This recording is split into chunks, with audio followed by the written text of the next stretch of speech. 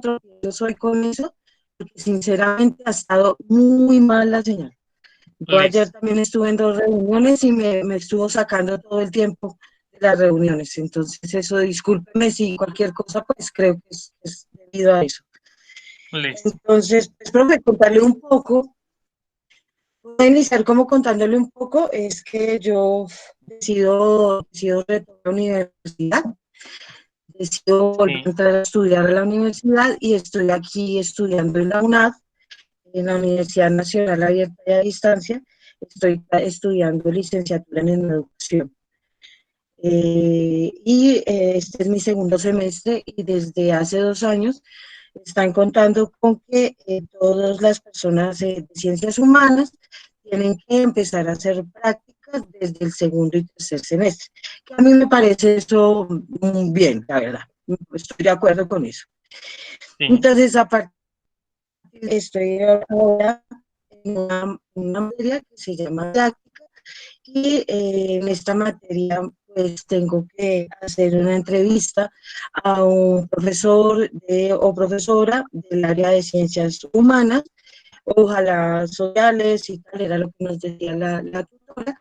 Entonces pues, yo le comenté a los hijos, me dice que sí que sí lo podría hacer con su merced, pues a mí me pareció lo mejor. Entonces, y como que en ese orden de ideas, pues se trata es una entrevista semiestructurada, son 15 preguntas, y como que lo que van a dar notas al pie desde cuál es tu postura como pedagogo, y cuáles son como esas herramientas que has utilizado pues, en todo este tiempo, y también como cuál es la postura desde la educación como la ves ahorita, ¿no? Esa es como, como la entrevista. Entonces, si quieres comparto pantalla y voy presentando las entrevistas. Sí, lo único es Déjame que se corta en partes. No sé si hay partes que no vi, pero pues la mayoría lo entendí. yo voy a cerrar mi cámara a ver si esto de pronto ayuda un poco a que no se caiga la llamada, pues que me entiendas más como de corrido. Listo. Entonces,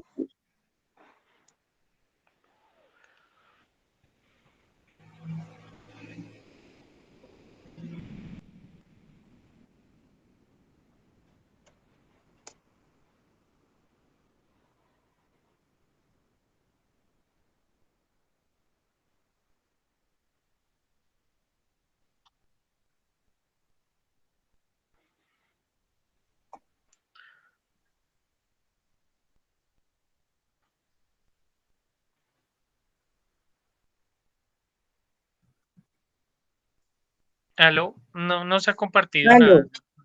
Sí. ya, Ahí sí se perdóname oye un mucho momento. mejor. Dime. Ahí se oye mucho mejor.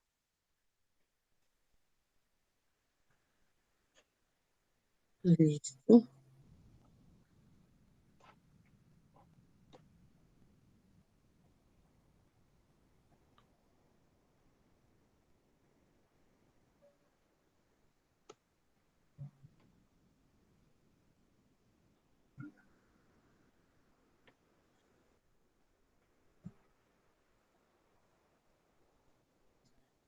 Listo. ¿Ya estás viendo? No, todavía no estoy viendo la pantalla compartida.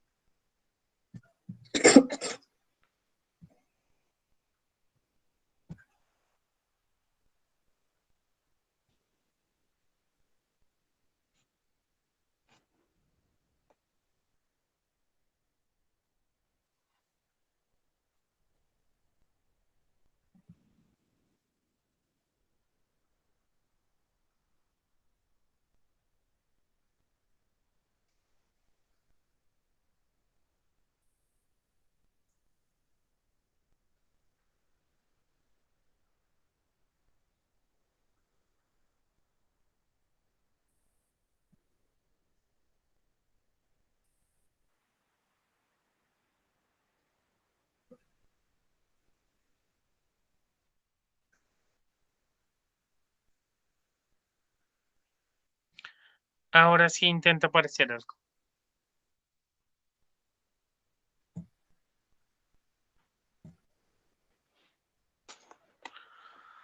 Ahí tal vez. No, todavía no, pues se ve ahí ahora sí ya veo las preguntas. Ay, bueno, ya, entonces sí, Entonces sí, comienzo a ahorita. contestar. Sí, sí, sería como eso, que si lo vamos organizando de esta manera. No son muchas preguntas, lo que te decía, 15 preguntas. Listo. Y, pero sí, es muy interesante tu punto de vista. Ajá. ¿Sí me oyen bien? Sí. Sí, yo te escucho bien.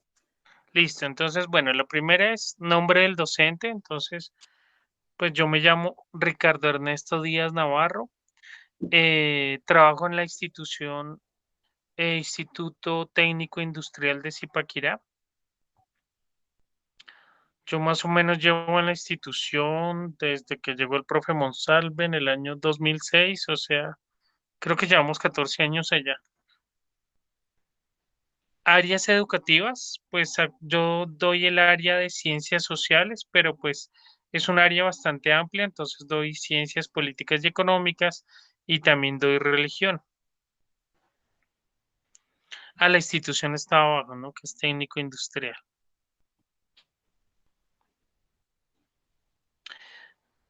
Ciencias políticas, ¿es verdad? Ciencias políticas y económicas y ciencias sociales.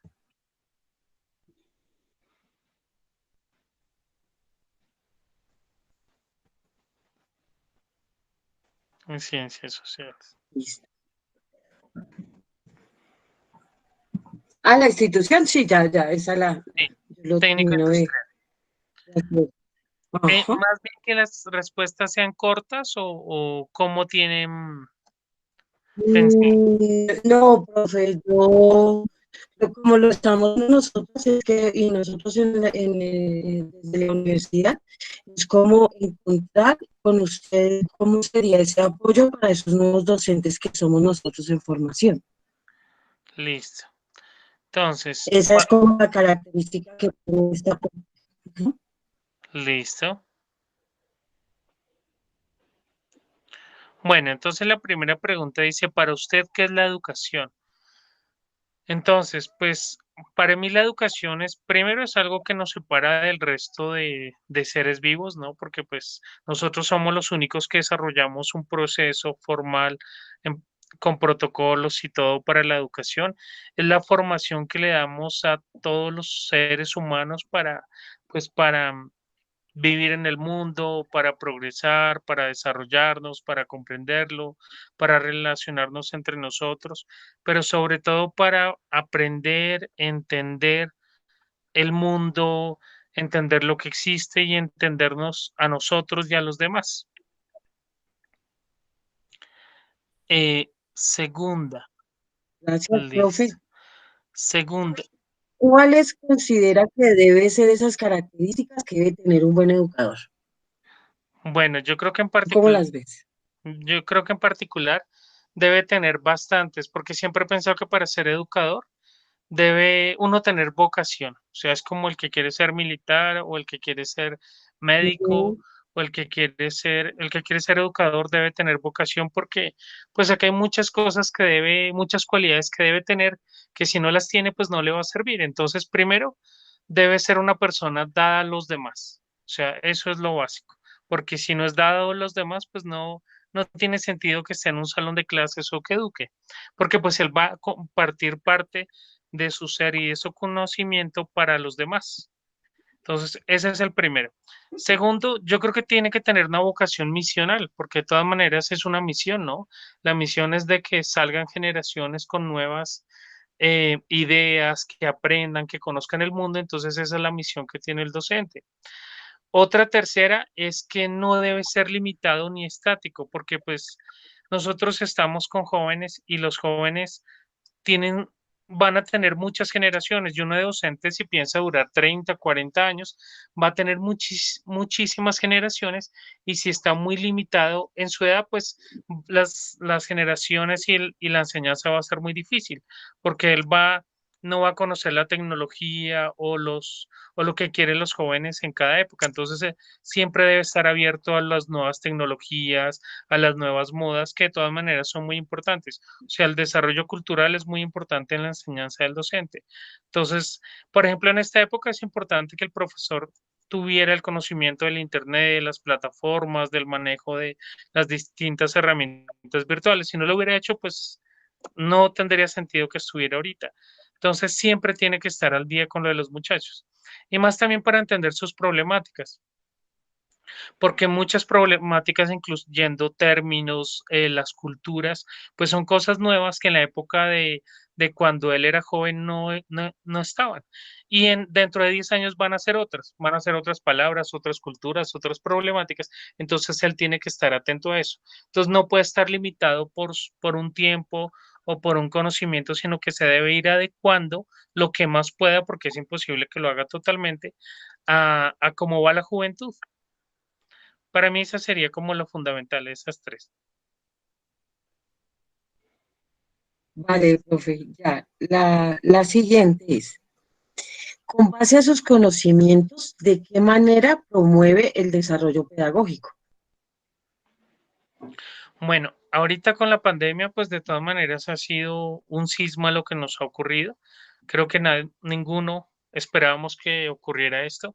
Esto hizo un cambio totalmente a lo que nosotros teníamos establecido, construido. Cuando uno llega al colegio a principio de año, uno llega a construir los planes, a decir, este año voy a hacer tal cosa, voy a intentar colocar tal sistema. Y pues lógicamente todo cambió. De un momento a otro nosotros creímos que iba a ser esto un mes, 2 meses o algo así, pero pues todo se transformó totalmente. Eh, ¿Qué ha cambiado en cuanto cuando uno comenzó? Pues lógicamente las herramientas tecnológicas han cambiado totalmente la educación. Yo me eduqué cuando era con tiza, tablero, almohadilla, y eso desapareció. Después vinieron la época de los proyectores, de los acetatos, eso también desapareció. Entonces ahora pues uno se va acomodando a los nuevos parámetros que hay en tecnología, pero también a los nuevos parámetros que hay en educación. En la época cuando yo comencé, uno era la exigencia férrea, que no se podía pasar de un lado al otro, que era blanco-negro, y ahora pues uno entiende más socialmente, se acerca más a los estudiantes y descubre que el mundo no es blanco y negro, sino que hay distintas tonalidades de grises, de blancos y de negros. Entonces uno se va acomodando a eso.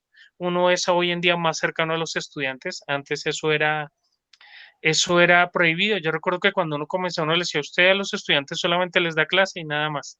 Pero más ahora con la pandemia, que casi es personalizado, pues le toca a uno estar en contacto con los estudiantes, con sus familias, con las problemáticas que tiene cada uno.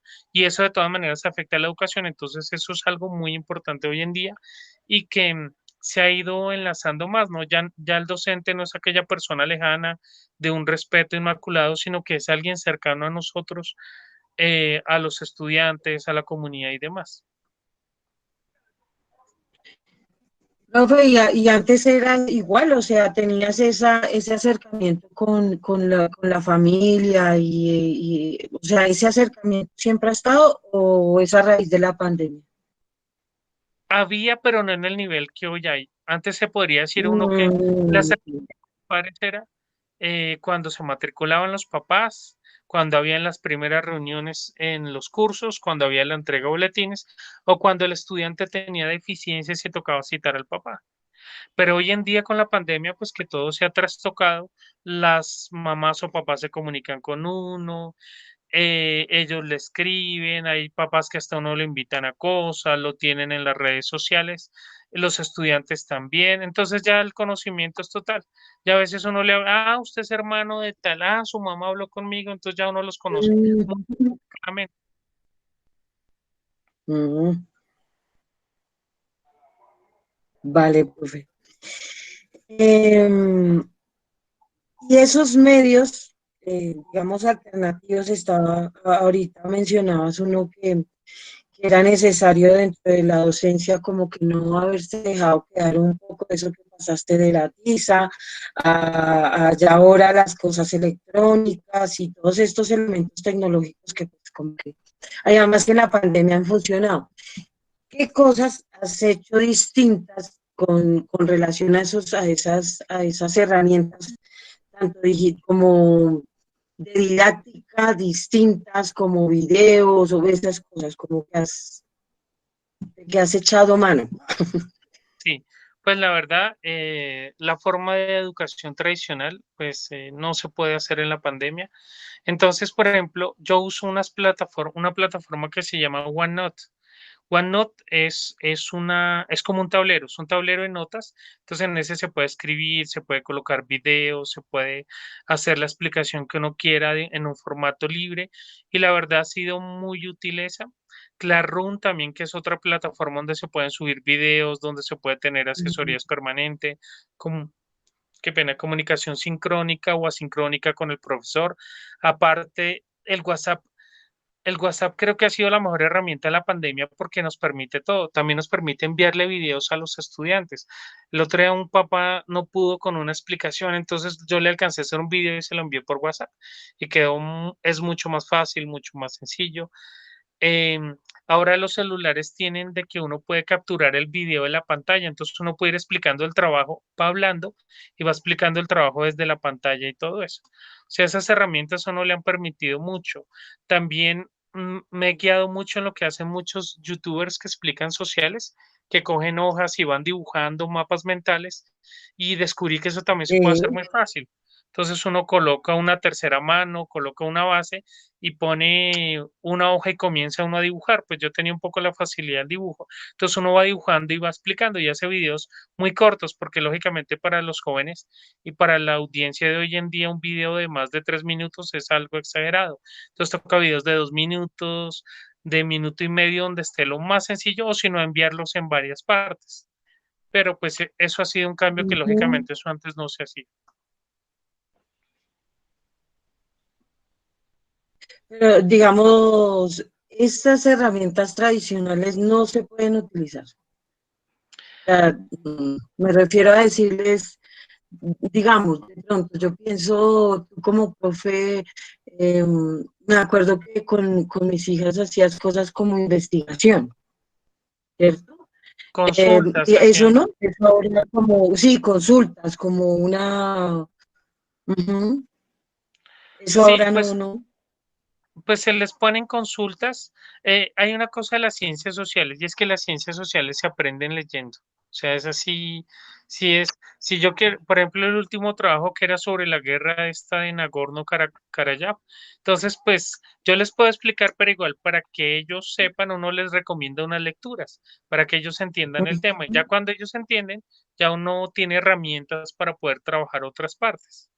Entonces uno sigue diciéndole consultas, igual en los trabajos uno le solicita bibliografía, ¿no?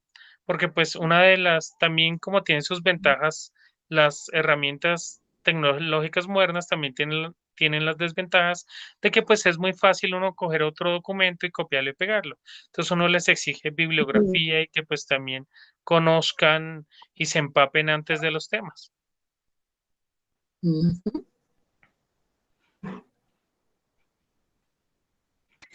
Vale, profe.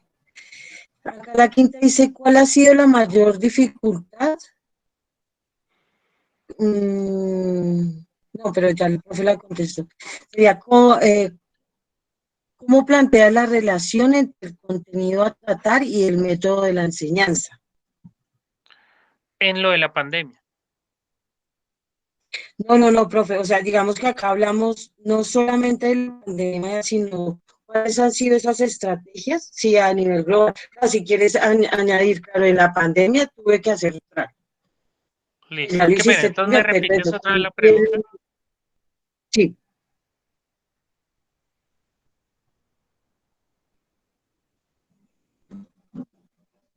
Ah, no se oye. ¿Cómo plantea la relación entre el contenido a tratar y el método de enseñanza? Ah, listo. Pues la verdad yo creo que es algo de lo más difícil. O sea, si hay algo difícil y donde se descubre la habilidad del docente y la didáctica es en eso.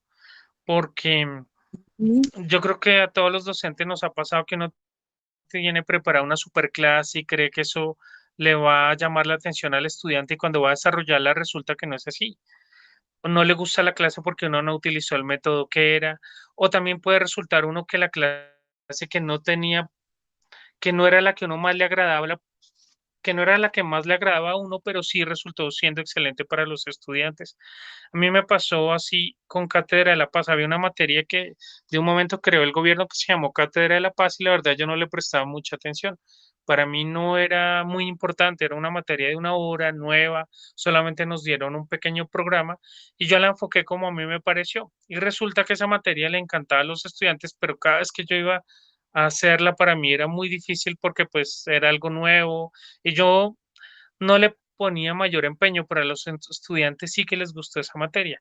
Entonces es muy incierto. Uno de docente, uno puede preparar todo, pero puede que no les guste o puede no preparar lo que tenía propuesto y salga diferente, o puede que no la enfoque de tal manera y en el desarrollo de la clase se convierta en otra. O sea, es algo incierto, pero también pues es una manera donde los docentes pues descubre uno su función, ¿no? Porque pues uno es, como decía, invariable.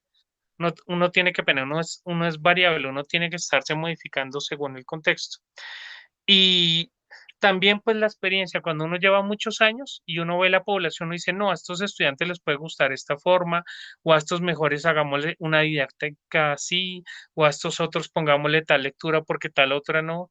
Igual lo que digo es difícil, pero pues uno según la población, según el contexto social y demás, pues uno intenta organizar la clase y cómo se va a relacionar los estudiantes con la clase y uno con todos en el grupo como tal. Gracias, sí, señor. Mm, ¿Cuál es la metodología que más utiliza para trabajar cuál es la que bueno, cuál es la metodología que ha resultado más exitosa para ese aprendizaje con los estudiantes? Listo. Para eso depende de los cursos. Cuando yo tengo los cursos grandes, décimo y once, normalmente les gustan dos tipos de clases. La clase magistral, que es algo curioso, o sea, la clase donde el profesor se pone y explica y hace dibujos y relata la historia y explica esto y lo otro, les encanta a los estudiantes. Eh, También la clase didáctica donde ellos les toca disfrazarse, por ejemplo, hacer la asamblea de la ONU, hacer un juzgado, tomar un rol de papel y meterse en ese papel y representar eso, eso siempre le ha gustado a los cursos grandes. Pero cuando yo voy a hacer lo mismo en los cursos pequeños, eso no funciona. Con ellos toca otras situaciones diferentes. Entonces, con los grandes uno puede durar media hora, una hora explicando la historia de la batalla de Boyacá y haciendo las muecas y mostrando mapas y ellos se imaginan allá y les parece espectacular la clase. Pero con los pequeños eso no se puede. Primero porque pues ellos el tiempo de concentración es mucho más corto. Entonces, por ejemplo, cuando uno está con sextos o séptimos, la explicación no debe demorar más de 15 a 20 minutos. O sea, usted 15 a 20 minutos explica y ya después tiene que ponerlos a hacer actividades. Y no tiene que seguir con la misma actividad porque ellos se van a aburrir. Entonces, 15 20 minutos, 10 minutos de actividad, después hacemos otra actividad diferente. En algún momento, si la clase es de 2 horas, entonces toca pararnos en la mitad de la clase, hacer un ejercicio de estiramiento, de chistes y todo eso, para que vuelvan a volver a coger el ritmo y no se aburran, porque si ellos se aburren, se forma indisciplina, no prestan atención, entonces tiene uno que ser muy variable según el grupo.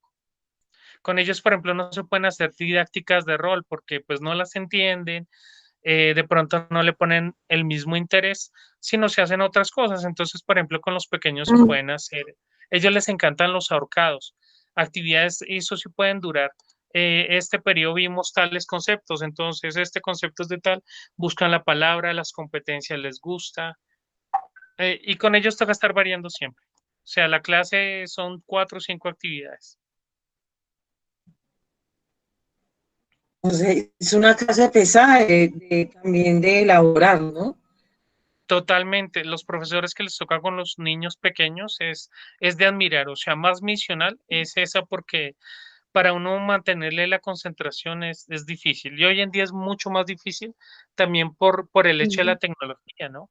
Porque pues lo que los hace concentrar muy bien son los aparatos. el aparato le puede tener mucho tiempo y ver a alguien hablando, pues no tiene sentido. Entonces, por eso toca Sí, estar variando demasiado. sí, sí, es verdad. Es Mm. verdad. Mm, ¿Cómo aplica el proceso evaluativo en el área de su asignación? ¿Cómo aplicas eso? ¿Cómo lo adaptas a esa área? O sea, Qué pena, ¿cómo digamos adapta que el proceso valorativo? sí, el proceso evaluativo. ¿Cómo Listo, aplica el bueno, proceso evaluativo en el área de su asignación? Ujú, sí. Pues primero nosotros nos tenemos a la norma nacional, ¿no? Que pues son los DBA, ujú, los derechos básicos de aprendizaje. Después a lo que es el PEI de la institución, que pues es un modelo constructivista.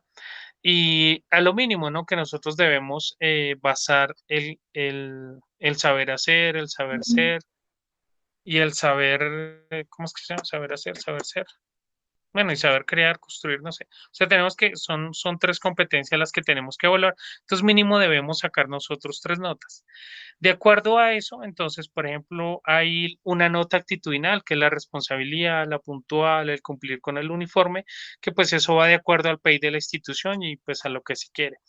Hay otra que es el conocimiento del estudiante, entonces ahí colocamos evaluaciones, ahí se colocan las evaluaciones tipo IFES, pues también para irlos preparando, algunas actividades de conocimiento. En el saber desarrollar coloca uno las didácticas, algunas participaciones en el curso, pero todo lo que uno tiene que hacer pues se debe amoldar a esos parámetros nacionales, municipales y a los de la institución también.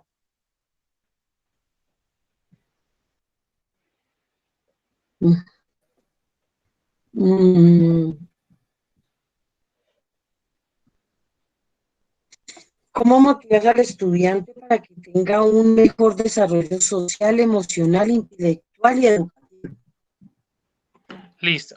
Bueno, de la motivación, o sea, de eso se ha cambiado mucho el concepto, porque entonces a uno le decían, cuando yo estudiaba, a uno le decían que uno mismo se debía motivar ante el profesor, ¿no? O sea, que uno debía hacer las cosas porque le tocaban y uno mismo debía buscarle la motivación. Cuando yo estaba estudiando, me decían que no, que era al revés, que el que debía motivar a los estudiantes era el docente. Y entonces el docente debía motivar a los estudiantes y si el estudiante fallaba era culpa del docente porque no los motivó.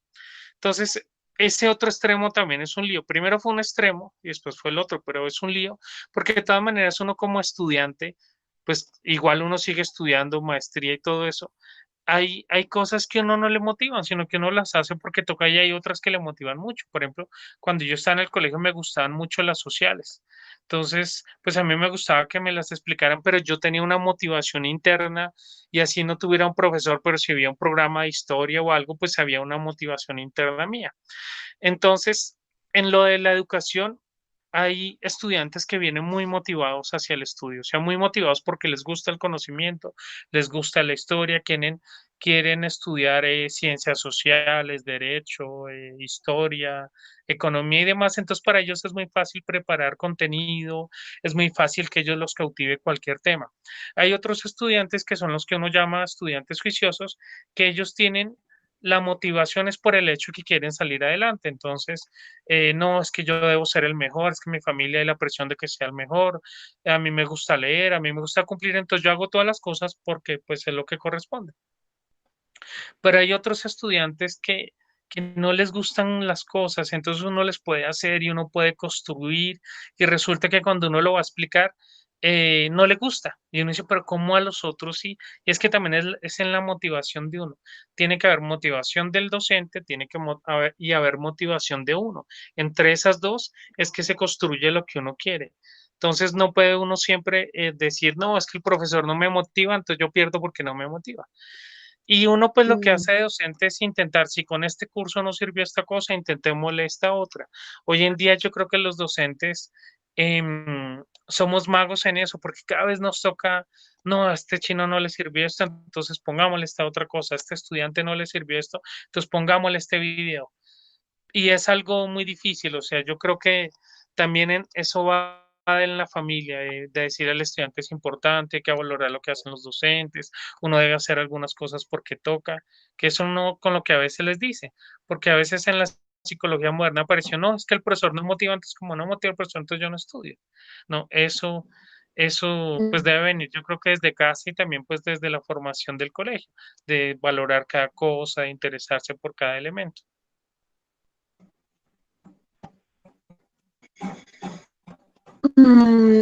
Claro, en ese orden también que estábamos hablando, entonces, ese papel, ¿cuál es el papel que juega este ambiente escolar dentro del proceso de aprendizaje? El ambiente Y nuevo, claro, ¿sí? ahora ya De no la pandemia. hablaríamos solamente del ambiente escolar, sino pues hablemos primero de eso, ¿no? ¿Qué papel juega ese ambiente escolar en en ese proceso de aprendizaje? Sí, por ejemplo, hay casos curiosos. Los papás siempre se quejan de que el hijo no lee. Eso sí es algo muy constante, es que no lee. Pero cuando uno va a mirar en la casa, pues ninguno lee. Y la verdad, el que a uno Mm, lo hace leer es el primer educador, que es el padre de familia. Entonces, si el niño ve que el padre de familia lee una revista, al niño le va a causar curiosidad por qué está leyendo esa revista. Y un niño se motiva primero por las imágenes. Usted denle un libro a un niño desde pequeño y él va a mirar las imágenes, no va a leer. Pero a medida que vaya creciendo, él le va a causar curiosidad las imágenes que habrá ahí. Y ya cuando vaya aprendiendo a leer, pues tendrá un libro que siempre tuvo donde tenía imágenes y va a comenzar a leer lentamente y ya entra el papel del colegio. Entonces el colegio lo pone a leer y para el niño no es extraño porque él ya tenía unos libros y veía que su mamá leía y que su papá leía. Entonces la casa es fundamental en todo eso. Entonces, una queja muchas veces cuando yo comencé, yo ponía a leer a los estudiantes bastante, por periodo tenían que leer una obra literaria. Era esa, los papás se molestaban, es que mi hijo no lee, profe, ¿yo qué hago? Pero es que él no lee, pero es que ahí es función de la casa, o sea, si yo quiero que mi hijo lea y que mi hijo se aprenda algo, pues tiene que comenzar desde casa. Igual que, por ejemplo, normas que hoy en día se le ponen al colegio, ¿no? Como es el respeto, el aseo, todo eso viene en verdad desde casa. Y lo que hace el colegio es reafirmarlas, ¿no? Coger eso que ya traen los papás y seguir con ese proceso. Entonces, sí, la motivación se construye entre los dos, bueno, entre el ambiente, entre el contexto del colegio y entre el contexto de la casa, pero es fundamental el aprendizaje, la formación que dan los papás. mm,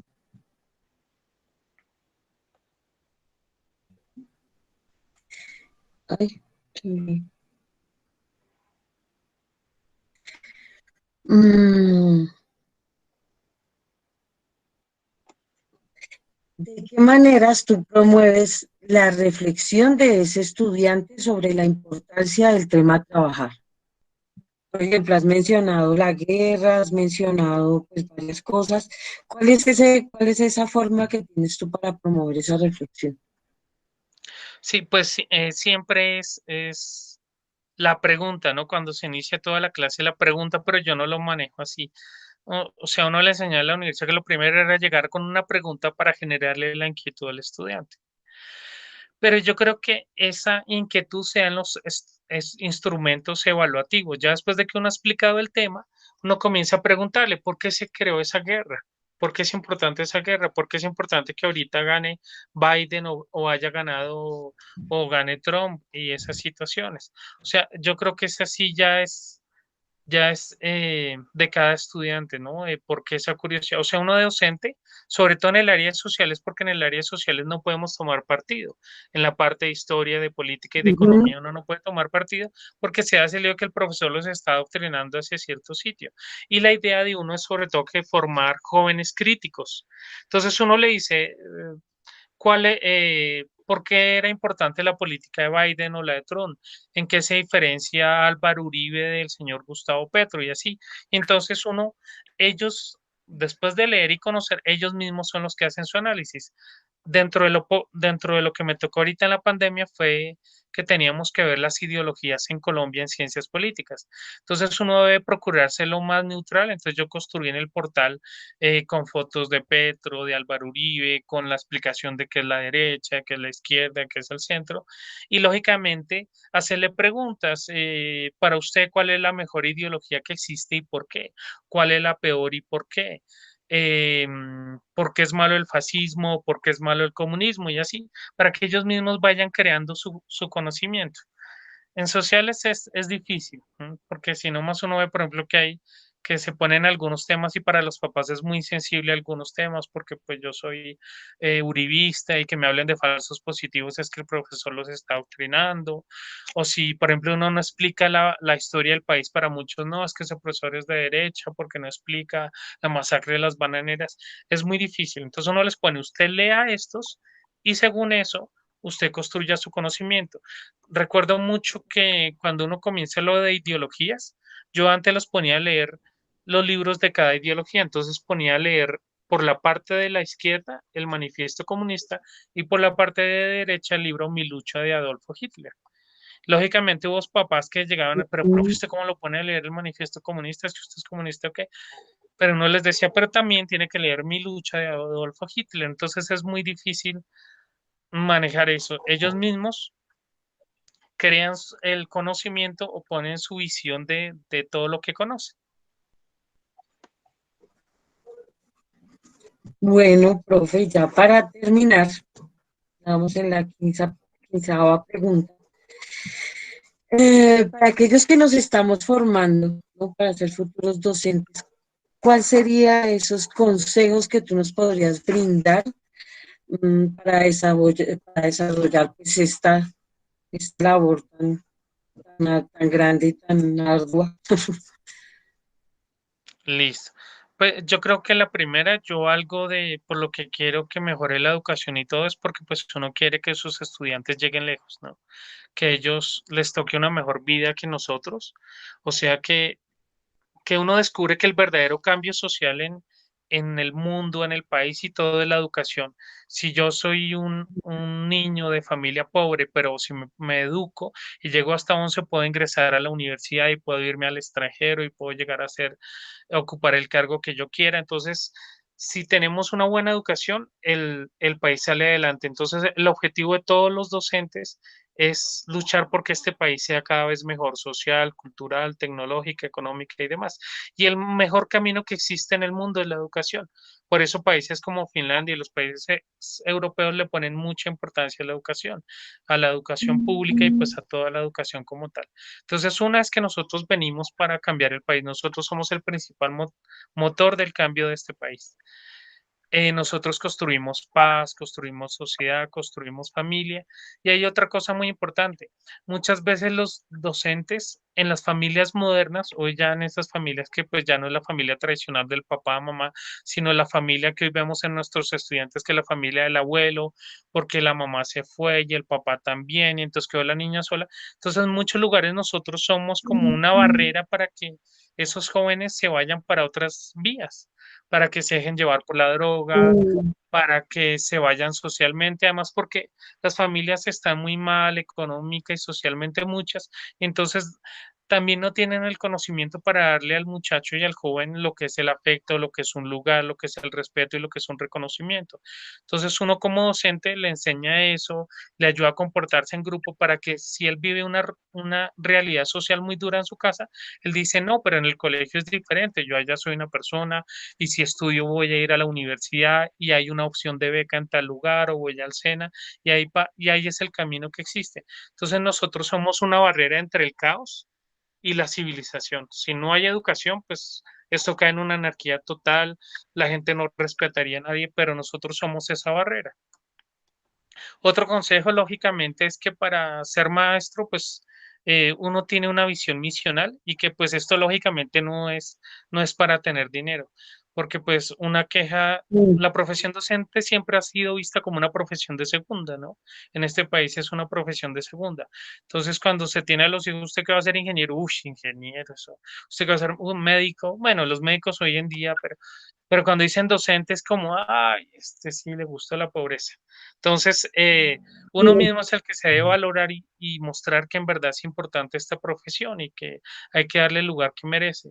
Y que si nosotros no estamos, como se ha visto en la pandemia, pues la sociedad se acaba. O sea, algo de por lo que tienen que volver los docentes y por lo que tenemos que volver todos al colegio es porque es fundamental para los jóvenes, para los niños, para los papás y para nosotros los colegios.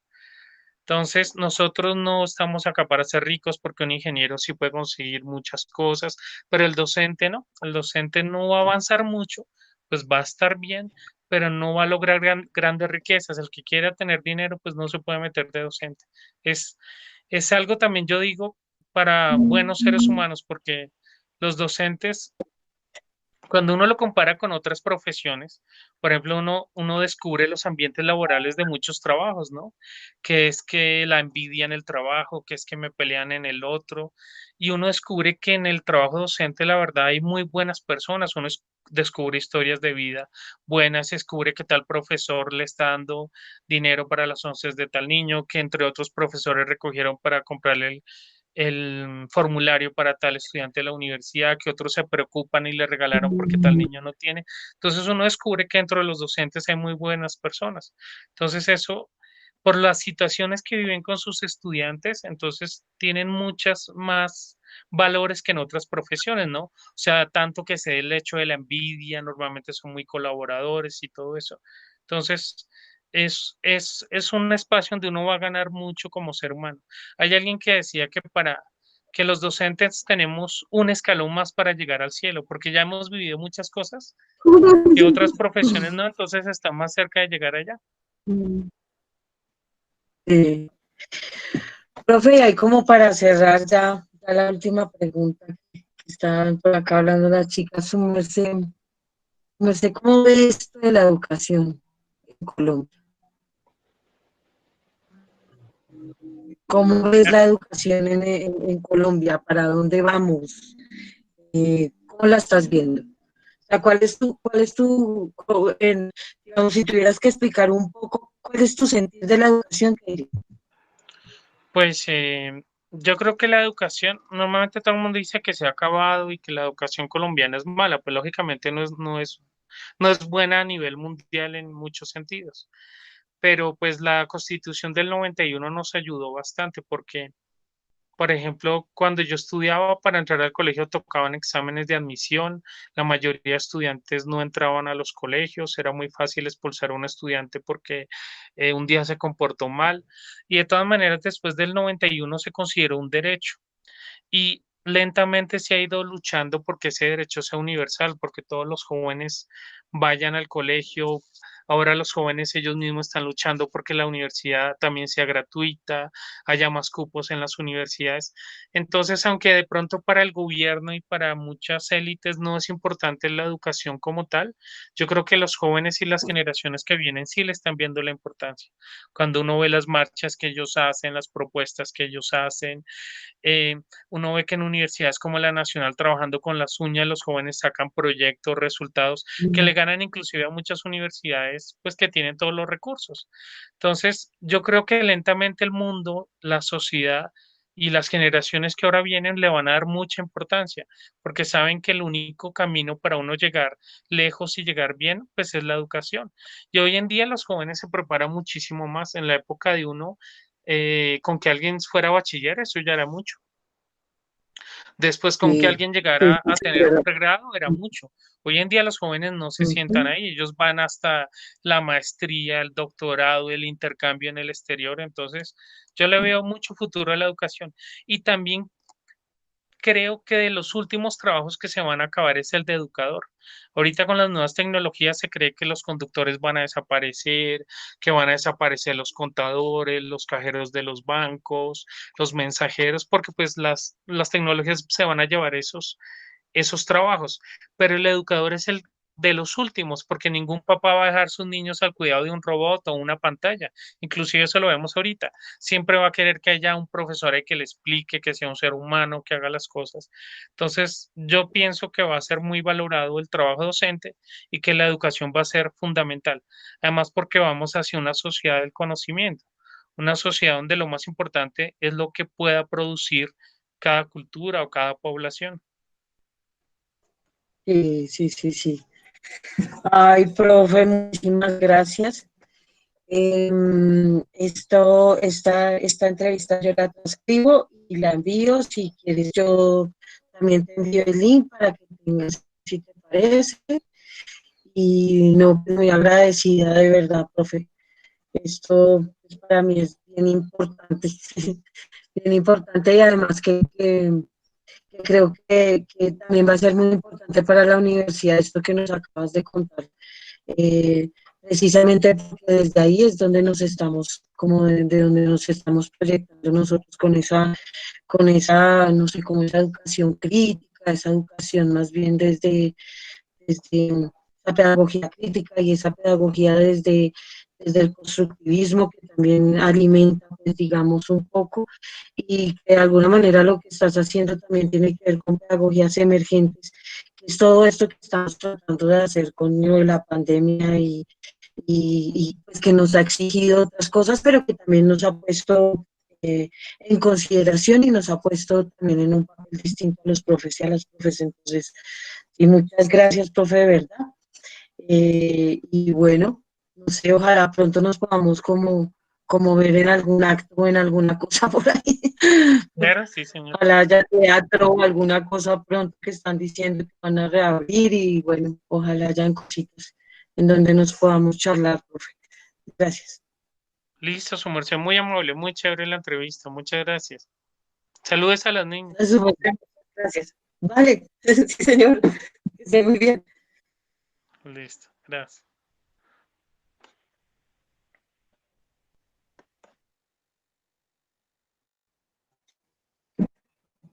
Cariño, ¿cómo hago para...?